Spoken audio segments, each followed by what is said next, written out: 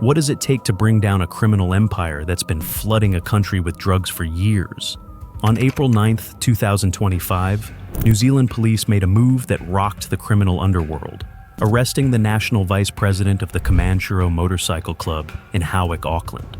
This wasn't just another drug bust. This was the final domino in a years-long takedown of one of the most feared gangs in the Pacific. Today, we're diving deep into this massive operation.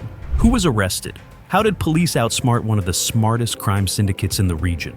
And what does this mean for the global war on drugs? Let's break it all down. Segment 1. Who are the Comancheros? Let's start at the beginning. The Comanchero Motorcycle Club may sound like a group of rebellious bikers, but make no mistake, they're a powerful and violent transnational criminal organization. Founded in Sydney, Australia in 1968, the Comancheros quickly evolved from a biker gang into a full-blown criminal syndicate. Their notoriety exploded after the 1984 Milpera massacre, a deadly shootout with rival gang the Bandidos that left 7 people dead, including an innocent bystander. By the 2000s, the Comancheros were running their operations like a multinational cartel. They expanded their empire to include drug trafficking, money laundering, arms dealing, and extortion.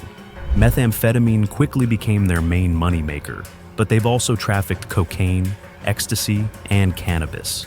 And then, they set their sights on New Zealand.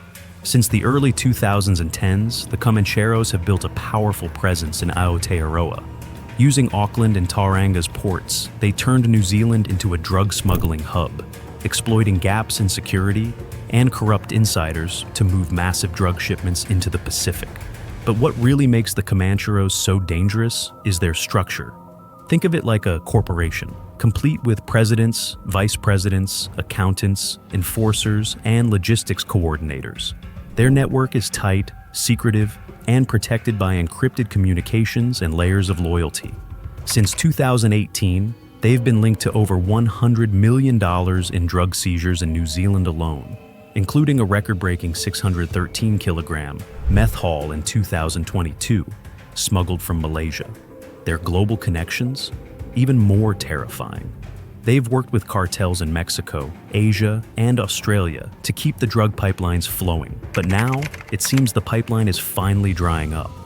Segment 2. The arrest that shook the underworld. Fast forward to April 9th, 2025.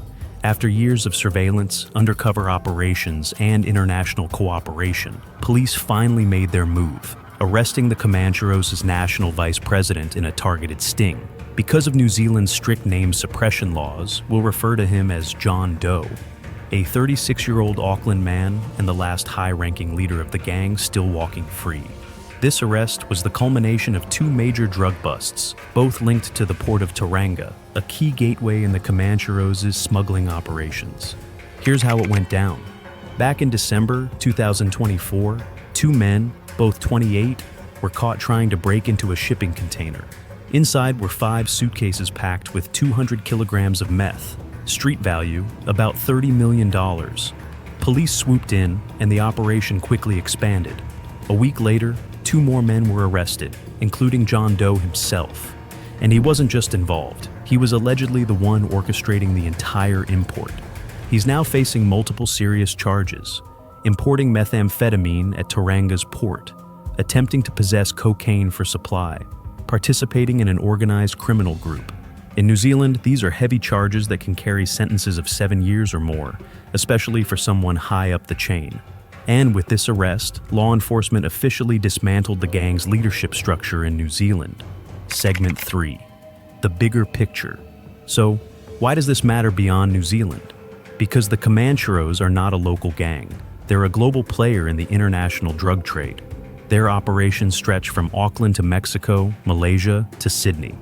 The drugs they traffic, meth, cocaine, and fentanyl, have devastated communities across the Pacific. By taking down John Doe, New Zealand police sent a clear message: no one is untouchable. This arrest also fits into a global crackdown on organized crime. Around the world, in the US, the La Nueva Familia Michoacana cartel leaders were recently charged for trafficking fentanyl. In Ecuador, the fugitive head of Los Choneros was found hiding in an underground bunker. And in Mexico, the search for El Mencho, boss of the Jalisco New Generation cartel, continues. This is no coincidence. It's part of a global effort to disrupt international drug supply chains. According to a 2023 UN report, cocaine production is at a record high, and meth seizures have doubled in multiple regions. So, while the Comancheros are just one piece of the puzzle, their downfall is a massive win for everyone fighting organized crime. Segment 4. What happens next? With their top brass behind bars, the Comancheros are on the ropes, but the fight isn't over. The legal process will now begin. John Doe's case could stretch on for months, possibly years. Prosecutors are building their case using wiretaps, surveillance footage, and insider testimony. Police have already seized millions in assets linked to the gang: cash, luxury cars, and property. But dismantling a gang isn't just about arrests. It's about cutting off the supply chain. That's why New Zealand authorities are working with international agencies to track the overseas suppliers feeding the Comancheros' operation. Back home, there's hope that this disruption will reduce the availability of meth and cocaine on the streets. These drugs have torn apart families and communities, and the Comancheros were fueling that devastation. But here's the hard truth. Someone else will try to take their place. With the Comancheros weakened, rival gangs like the Mongrel Mob or Black Power could try to muscle in on their territory. That could lead to more violence and turf wars. So, while this is a major victory, the war on drugs is far from over.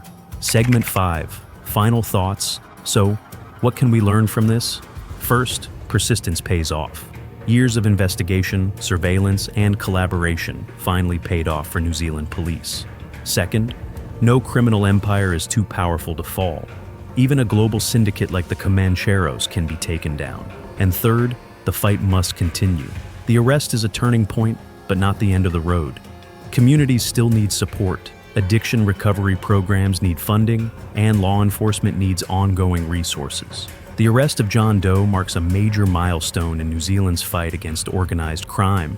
It shows what's possible when law enforcement plays the long game, and plays it smart. That's it for today's deep dive. If you found this video informative, smash that like button, share it with someone who needs to hear this, and subscribe so you don't miss our next story. Got thoughts on this case? Think the Comancheros will bounce back? Or is this the beginning of the end? Drop your take in the comments below. Thanks for watching, and stay sharp out there.